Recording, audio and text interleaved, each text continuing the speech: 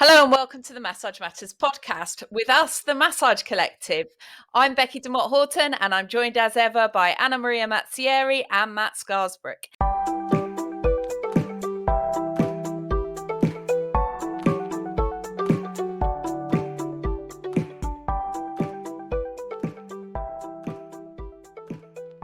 Today we're going to be diving into the dark and murky world of levels within education of soft tissue therapy, massage, sports massage, whatever you identify it as. Before we do that, though, we want to talk about Therapy Live, which is less than a month away. So make sure you grab your tickets for this amazing free event. I've lost count of how many streams there are with how many amazing speakers on all kinds of therapy related topics. We're super excited as the Massage Collective. We've got two really fantastic things coming up for us. As the Massage Matters podcast, we're going to be having a chat with Paul Coker about whether specificity in techniques matter. And Matt Scarsbrook is going to be having a chat with Adam Meekings, amazingly, about the value of touch. So I'm sure if you've ever come across Adam and his work, that's going to be one that you are not going to miss. So let's get started on today.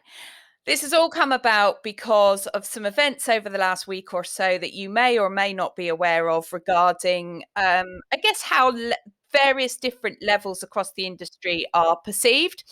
Matt's going to touch on in a bit more detail exactly what's happened. But we just want to say to start with, this might get a little bit political.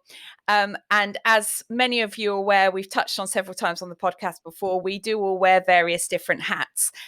We are involved with a professional organisation and also a training school. So today from this, on this podcast, when we're talking about these levels, this is very much us as the Massage Collective, a group of 3 independent therapists who have just got a lot to say on the industry. So it's not with any of our other hats on representing those organisations. So, Matt, do you want to explain far more eloquently than I have done what's gone on and why we're chatting about this today? Certainly. You are more eloquent than you realise, Becky.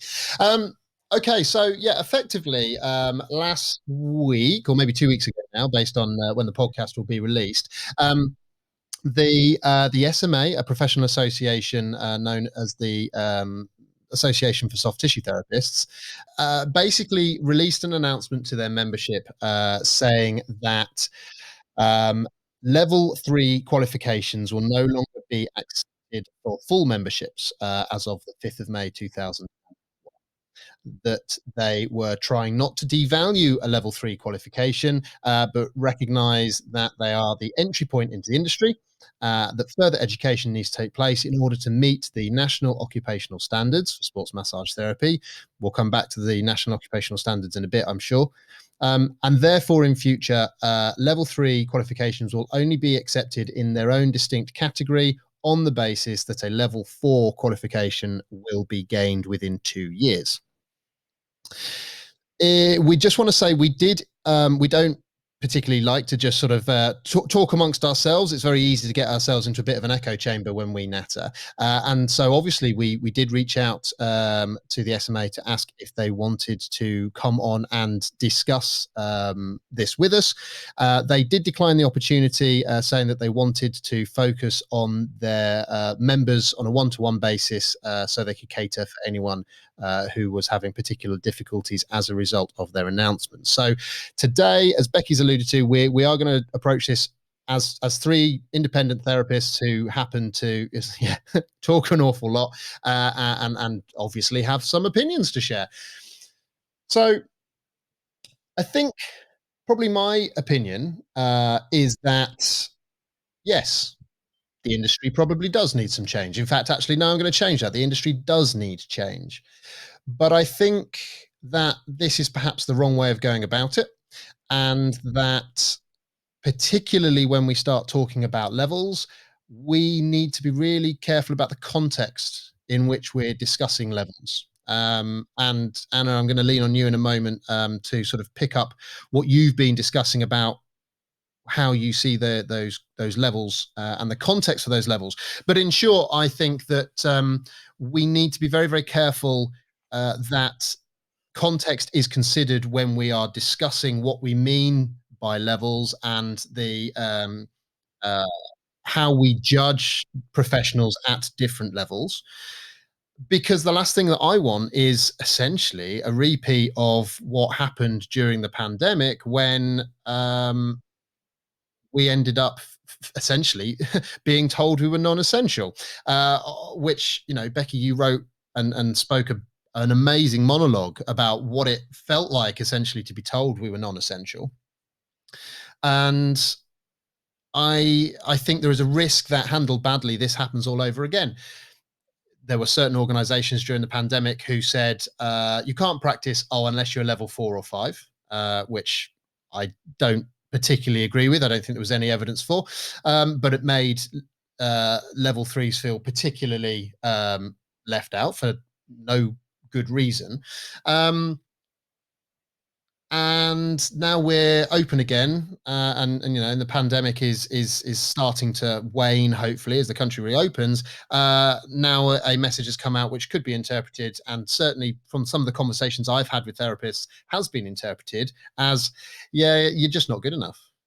Yeah. And I think that's a really, I think it's just a not a nice message to be thrown out there. Horribly unsettling, isn't it? Horribly unsettling, and I really feel for anybody that's affected by it, because yeah, it's after everything we've been through in the last year, to be more unsettled is really harsh. Indeed, and to me, that is a problem that they're trying to solve, a problem that actually was created by the mishandling of the associations in the first place. So we have created this industry first, and now we're washing our hands out of it. For me, this has been could have been a great opportunity to make some change, but some real change. And I don't see the change in levels. I see the change in the complete overhaul of education, of what it is taught, of the occupational competencies and the knowledge that they're taught. Then they might be taught at different levels, because the different levels needs to be correlating to the different order of thinking. But ultimately, it's not about the levels, it's about what is into the content, what is into the syllabus.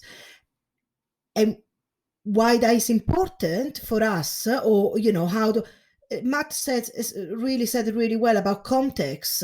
The context to me should be that we need to start differentiating, not between level 3, level 4, and level 5. It's between people who works in leisure and people who works in health or healthcare. From 2014, people on therapists who qualified at level 3, the scope of practice does not include working with pathological tissues. Even that per se, what does that mean? That does not relate or is in line with what current pain science is telling us. In fact, it reinforces the view of a structuralist view of pain or injury. While some people at level 3, they're working really, really well, really professional, really competent with people with pain. And actually, I know some level 3 therapists, they are way better. They have more compassion, they follow more evidence-based practice than people that just come out from a degree. So shall we oh sorry, Matt, just make this point. Shall we start thinking about education and knowledge? If we work in healthcare, we must have evidence-based or evidence-informed practice and pain science within our syllabus from level 3. And obviously, then we layer it. And Bronnie, in one of our podcasts, called it as a scaffolding. And I like that idea of a scaffolding, of those layered learning. But let's not kid ourselves that the level 5 is level 5 because there is evaluation, there is analysis. But it doesn't mean that a level 3 is not a good practitioner. That for me, that I got really, really upset because it was a missed opportunity, and we are creating a bigger problem. Actually, a problem that we created ourselves in the industry. I completely agree, Anna, and I think for me there's a couple of things here, and I made this point on one of the forums we're in during the week. There is an issue around education. There is an issue around people working outside of their scope of practice. But I see that at every single level within the industry. It's not purely a level, we see consistently level 3s working outside of scope of practice. For me, the biggest thing is, and I feel quite strongly about this because it's actually when you guys came to me and said about doing the podcast, I wanted it to be inclusive because I think the only way we move forward is to involve every single level of practitioner in this movement. And yes, we need to see a different an evolution of understanding of pain science, like you say, Anna, of actually what we're doing with our hands, of what even does pathological tissue mean. We don't do that. We don't change that. We don't improve that if we exclude somebody because of their level of education. And it makes this horrible assumption that that person doesn't want to grow and doesn't want to learn. And also that they can't, this is a bias of mine, I guess, but just because somebody's a level 3, if they're happy there's absolutely no reason why they should need to move on to, you don't have to progress through levels to be of value. You can be a good level 3 practitioner with a good understanding of the mechanics, if you like, behind the evidence behind what you're doing. But I want to see you be the best level 3 practitioner that you can. And I don't think that happens if we start making these really clear delineations between the qualification levels. I mean, I look at it and I don't know. I've had conversations in forums over the last week or so, and I reached out and I asked people's opinions. I said, look, what do you think of this announcement? Does it bother you? Do you think it's a good thing? Does it not even touch the sides? It doesn't bother you at all. And mixed feedback, I think, is the easiest way of describing it. There are some people who were really pissed off, quite frankly, because it does feel like they've been made to feel of lesser value. There are some people who've gone, well, I do think that we do need some form of development within the industry, particularly based on what I've learned through lockdown and understanding a bit more about the evidence base and feeling a bit frustrated perhaps that they've been taught something during their training that has turned out to be not true or not accurate or outdated. Yeah, not current. Yeah. And so there are people definitely who feel that there needs to be a shift in the education. But I agree with you, Becky. I think simply chopping off a leg doesn't necessarily help the whole body move forward. I think let's reflect on the different levels. Like you say, you don't have to do the different levels. Why would someone want to progress through different levels? Well, from our perspective, as level 5, the anatomy and physiology we learn is level 3. Yeah, there isn't a level 5 anatomy and physiology that you're required to learn. We're all working off the same. We're hiding all these bones from level 3s. Yeah, exactly. It's like no one tell a level 3 that we've got extra muscles and that only we know how to work. It's bollocks. That's not how it works. We're all working off the same understanding of the body. As Anna's touched on, what we learn or should be learning, in our opinion, as you go through the levels, is how to think. It's how to critically appraise, assess, and make more autonomous decisions for the individual based on predominantly a more complex presentation. But that doesn't mean that you can't have a really good grasp of the underlying theory and the underlying content at a lower level. You know, we sit here and we talk pain science, and and sometimes it's tempting. You certainly see it on forums where people go, "How do you not know this already? It's pain science is you know, it's been around forever." Well, hang on. If we're not teaching it at level 3, how the hell are you supposed to know it by the time you've gone through level 4 and 5? And that's exactly my point, that from level 3 we can teach those topics at that level. Mm. And then we'll take them slowly, or the educator should take them slowly into the higher thinking, or to the different thinking level, which, you know, it goes through the application, the analysis, the evaluation. But ultimately is the concept. But that's where the scope of practice differs. So I want to be really clear here that a scope of practice at level 3 is not the scope of practice at level 5. But as Becky said, some people just want to remain at level 3. Level 3 means that you're not making those autonomous choices of clinical judgment. But not everybody wants to do that. People might be working with osteopaths, chiropractors, and or with the local GP surgeries, and they have the clients been referred by those healthcare professionals who have already assessed, who have already screened for red flags, and they're saying, you know, they're kind of already judged clinically the needs of that particular client. And what the level 3 therapist is just brings in their own skill set, their own specialism, to work with already a working diagnosis. And that is so valuable. So not everybody wants to have the autonomy, but there is a difference. The difference needs to be appreciated.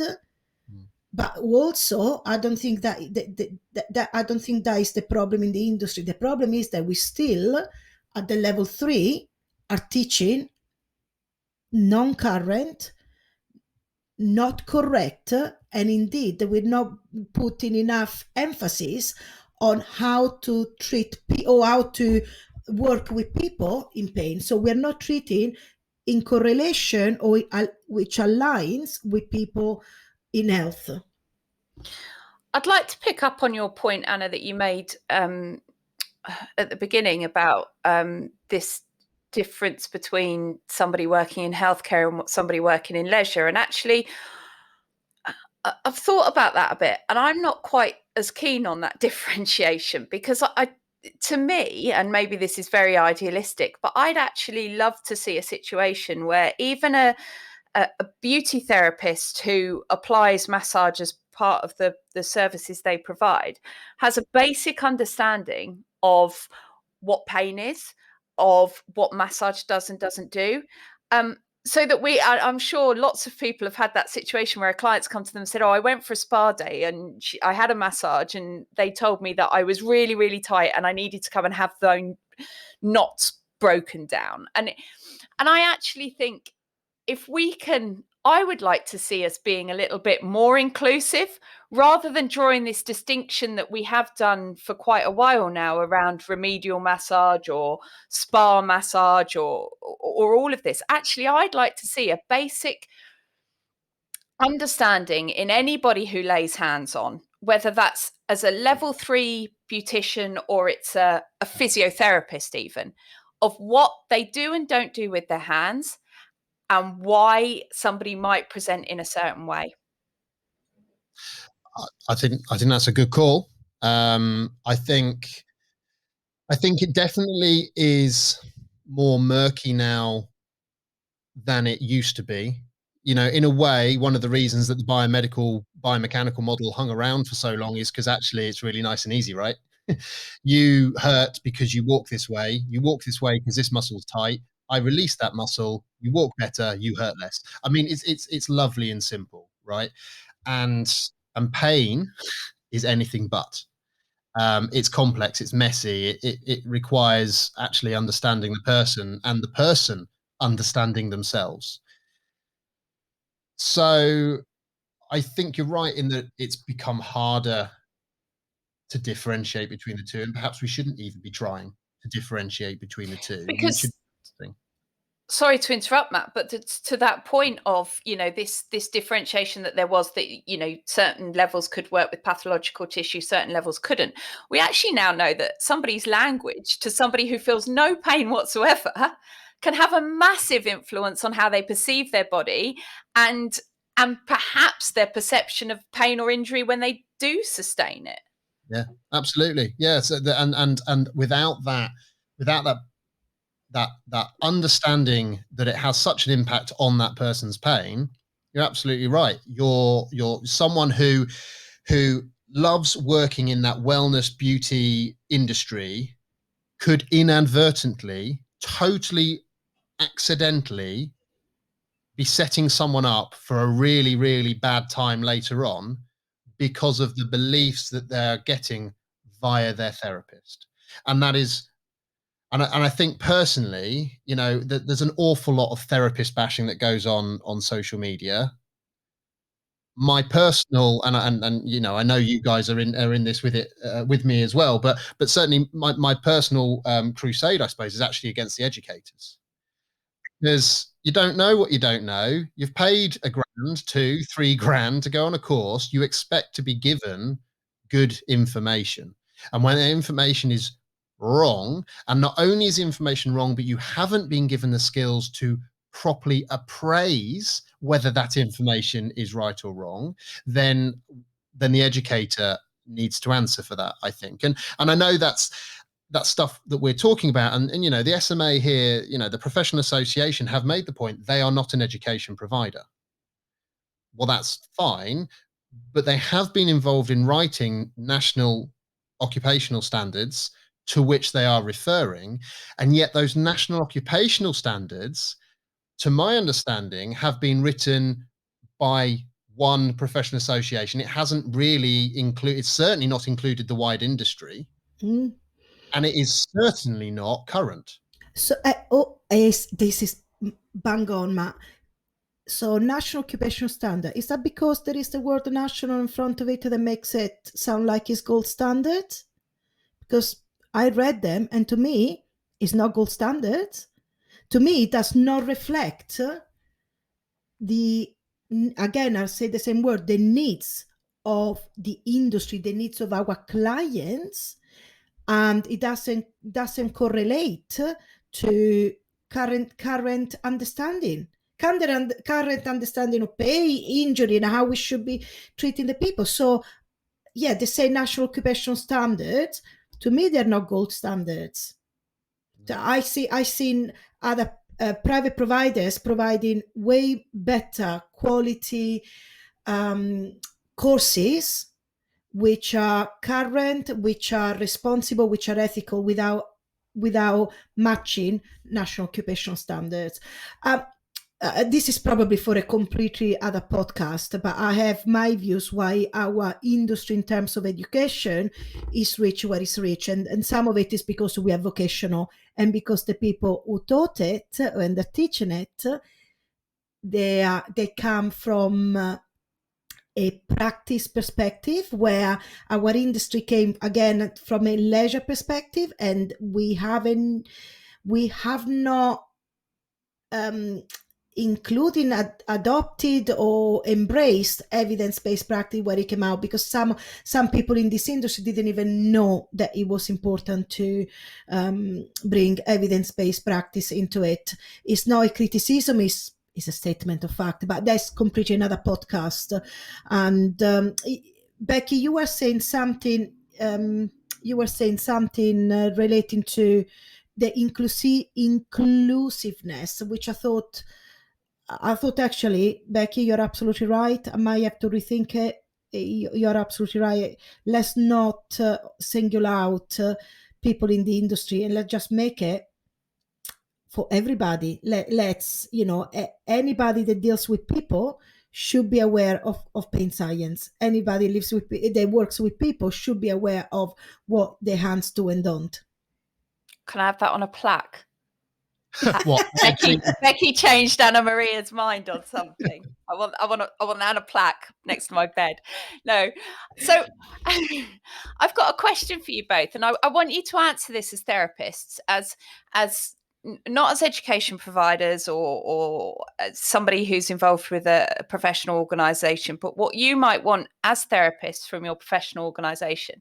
And I'm really mindful here that I don't want to just bash the SMA. I can understand why they've come to this decision. I don't personally agree with it, but I understand where it's come from and I understand what they're trying to achieve. So I wonder what might be more useful from them, or more useful from our professional organisations as a whole. Can I Go on, Matt. jump in first then? I want far more transparency about what the levels are, what the levels mean, the scope of practice, and how or why you would even choose to take different levels. I mean, hell, that even saying levels makes the suggestion that one is superior to the other. So let's, for example, just say it's three different doors, and you can pick a door, and you can pick a door based on your personal preferences and where you see you developing your own career. But you can't make that decision if you don't know what's behind the door, and equally what's behind the corresponding doors. And so for me, I there are a couple of things that really get my goat. And I feel that I'm going on a bit of a ranty on this one. I'm quite enjoying this podcast. So what I don't like is the fact that there are still people out there who are told you cannot study other levels without completing the prior levels. That again makes it sound like a hierarchy.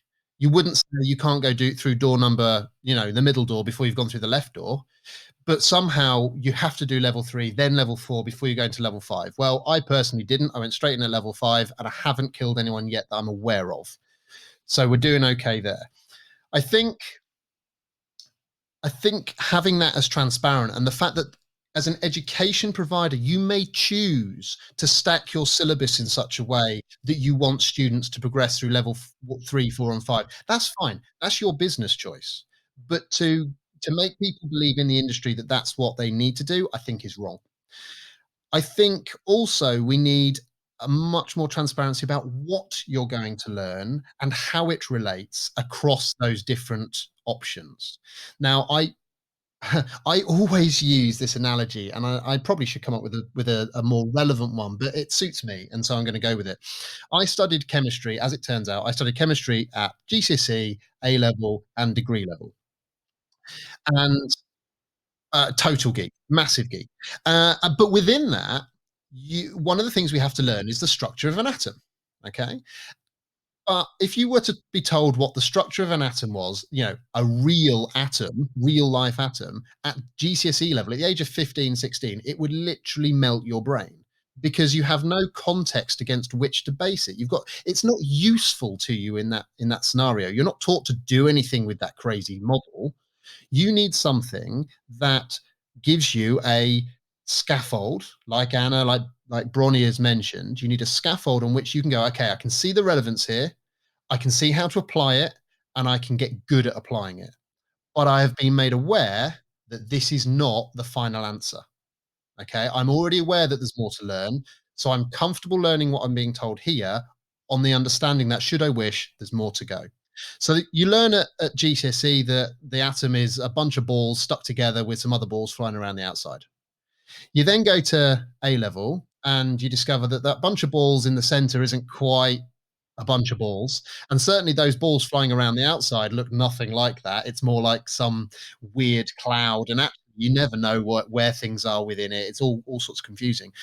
But again, it's relevant for what you're doing and what you're trying to achieve there and then. The complexity perhaps has increased slightly. Your ability to think and appraise what's going on has improved, but the underlying basis is the same. You still recognize that atoms are involved.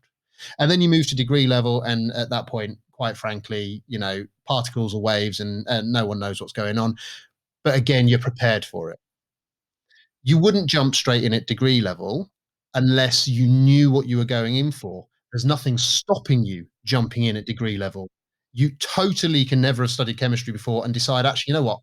It sounds cool. Let's go and do a degree in it. Ma, how many times we see that in class? We see that in class all the time. You have some students that their background is not university or anything, but they're already jump those level of thinking within 2 or 3 weeks, with 2 or 3 weekends.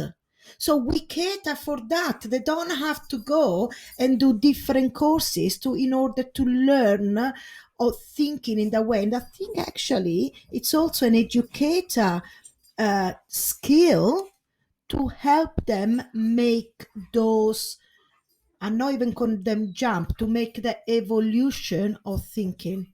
So to wrap up my answer to Becky, I think, broadly speaking, we need more transparency.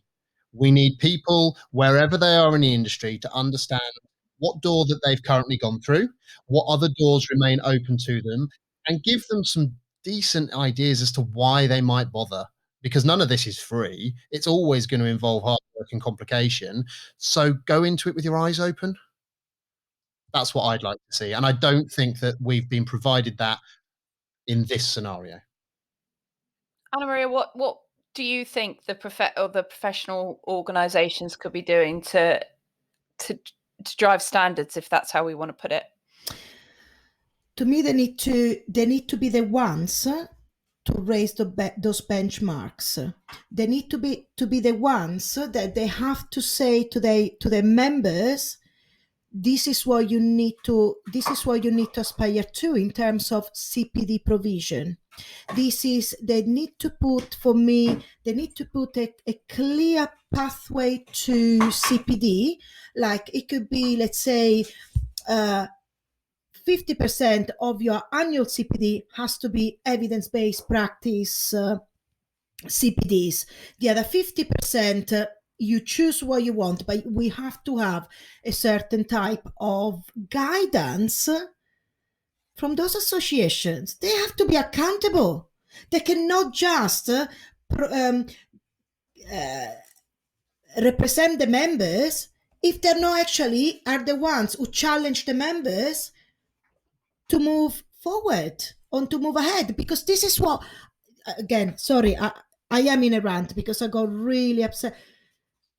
Who is being responsible for the situation we are now, if not our representatives? They could have done better. They could have done more. And for me, the whole COVID was a missed opportunity. And then you come out with statements like that. I know totally why SMA did that. And I totally understand the way it was approached and the way it was handled. I do not think it's progressing the industry at all. Can I ask a question, Anna, of you, based on that? So I am not going to disagree that a professional association should challenge its members perhaps to seek CPD within a certain framework, give some guidance as to what CPD actually should be achieving, and try and move away from this model of merely attending. Actually, let's learn and do stuff.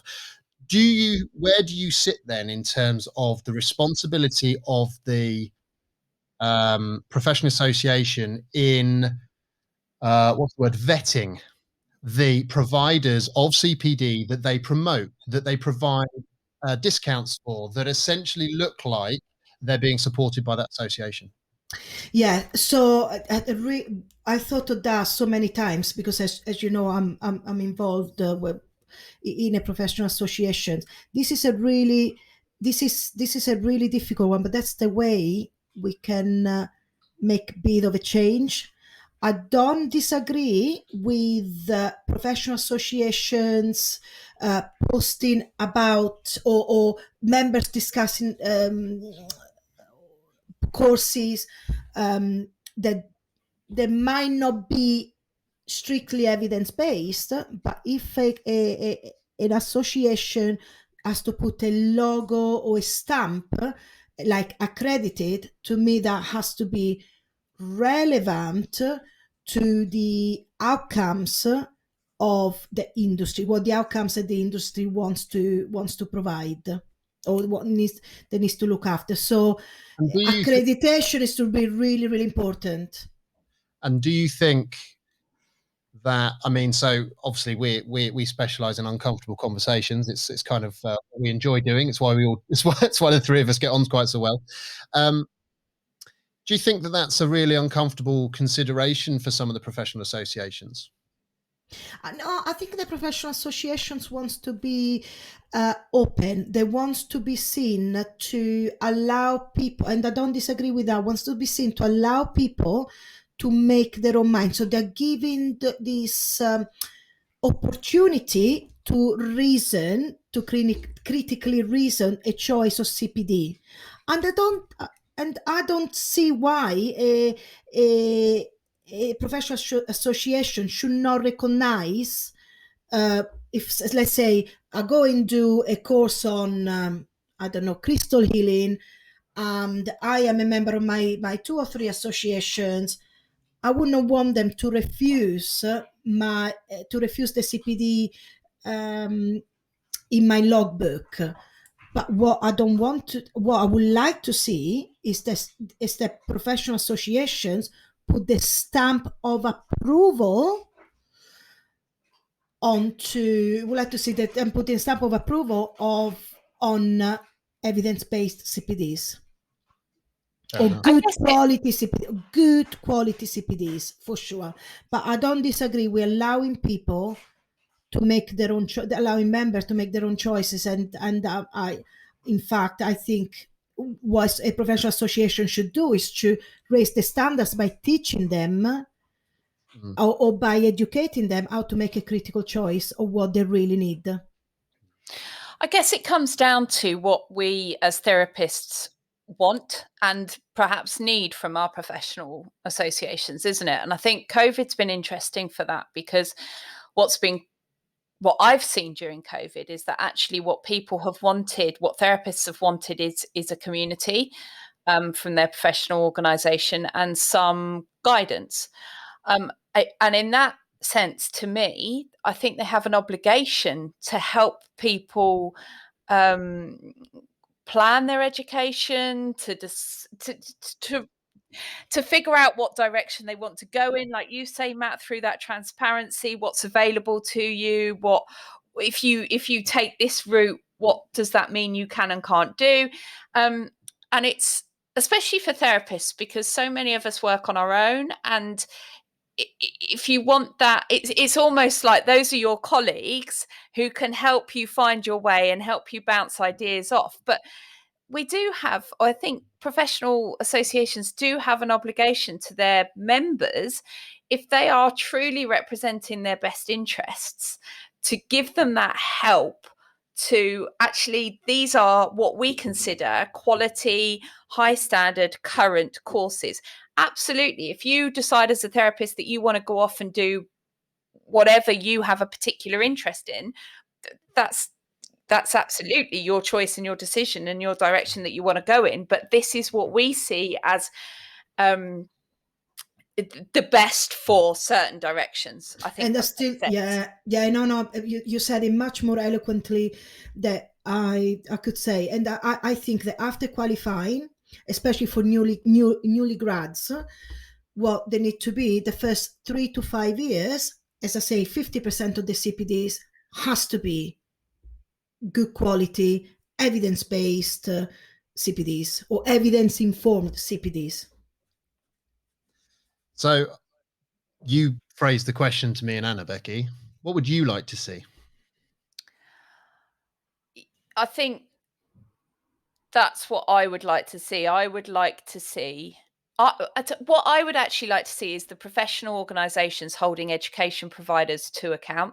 I don't think that should come down to individual therapists, because like you say, Matt, you don't know what you don't know.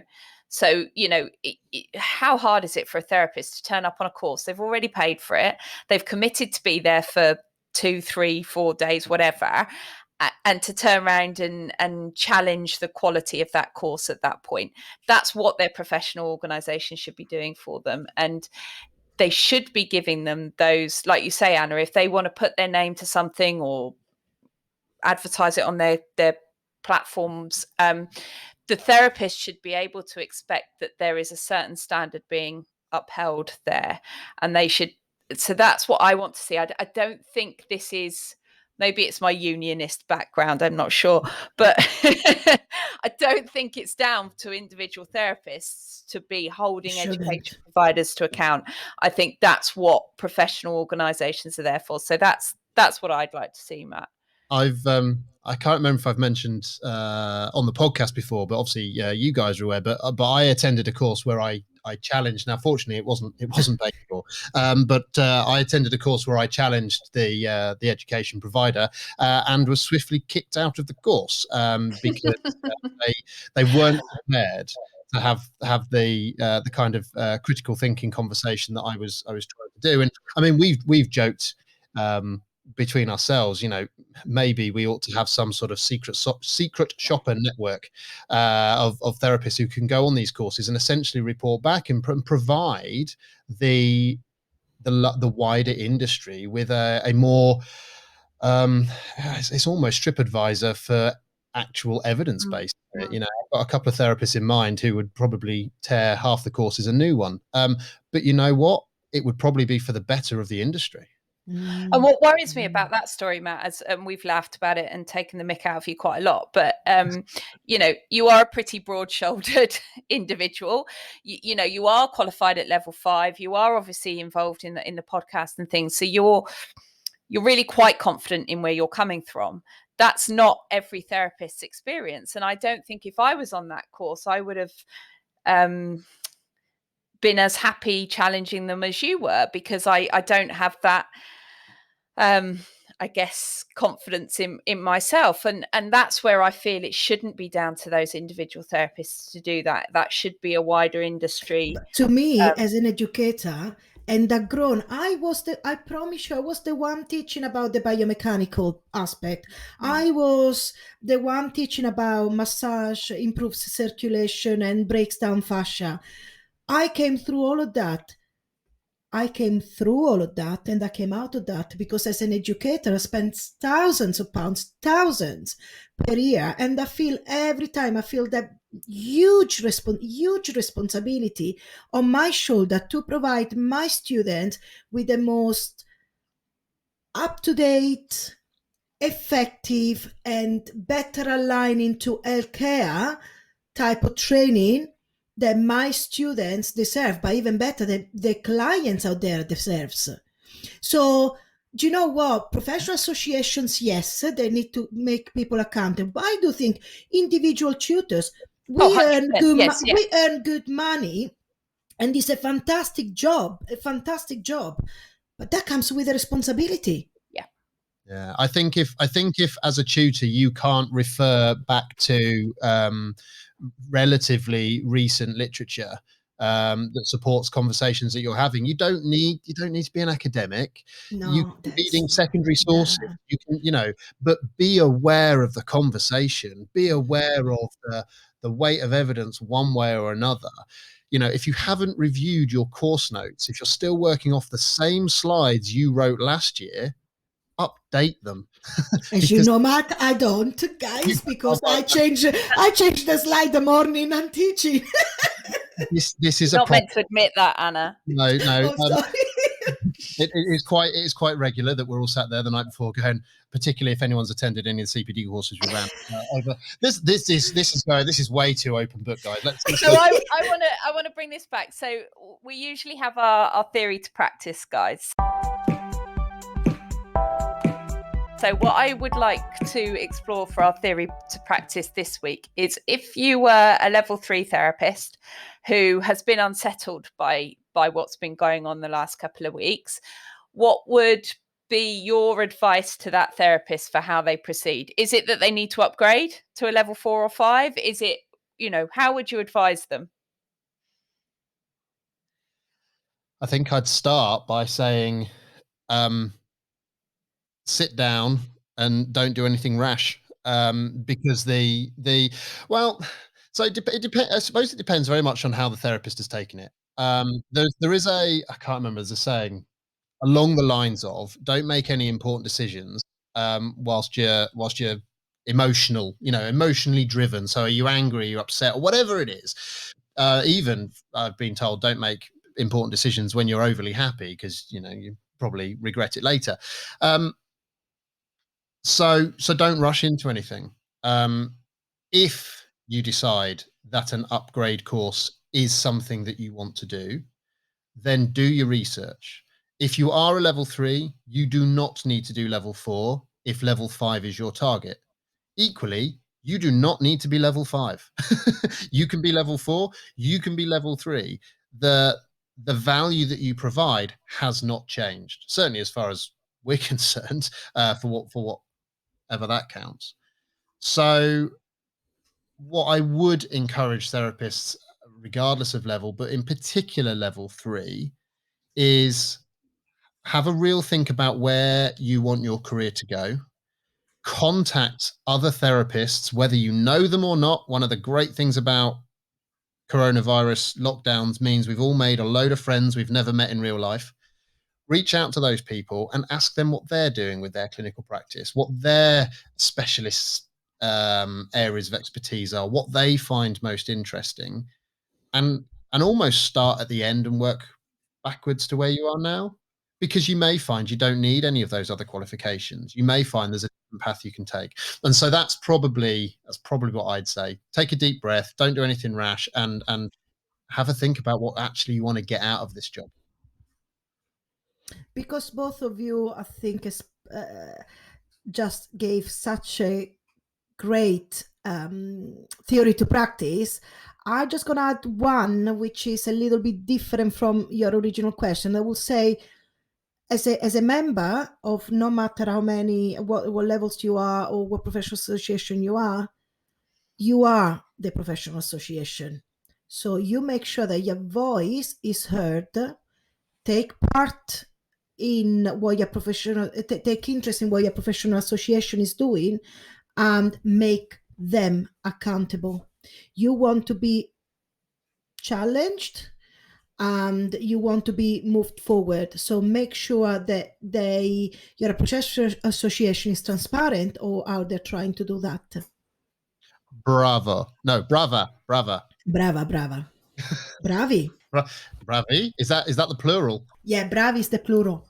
I think so. To wrap it up, really, I think what we wanted to emphasize is that our personal opinion is that everybody has a value, whether you're level 3, level 4, level 5. We hate the terms level 3 for level 4, level 5, because actually I don't think there is a hierarchy here. It's a different approach, it's different ways of working, it's different outcomes, but everybody has their value. And actually, I think one of the great things about this country, and I don't praise it very often, is that we're allowed to have this vocational system, and that allows us to have this richness in terms of a profession. And we can have people with these different qualifications, different levels of thinking, if you like, that builds up this overall richness. So I hope you found that interesting. I hope if anybody has been feeling unsettled, it maybe helps with that, or helps with thinking, what can I do and where can I go next? So that's it for us from this week. Like I say, I'm going to nag you again to get your Therapy Live tickets for the 11th of June, because it's going to be amazing and we can't wait. And we will be back in a couple of weeks, hopefully with some more pearls of wisdom. Ciao.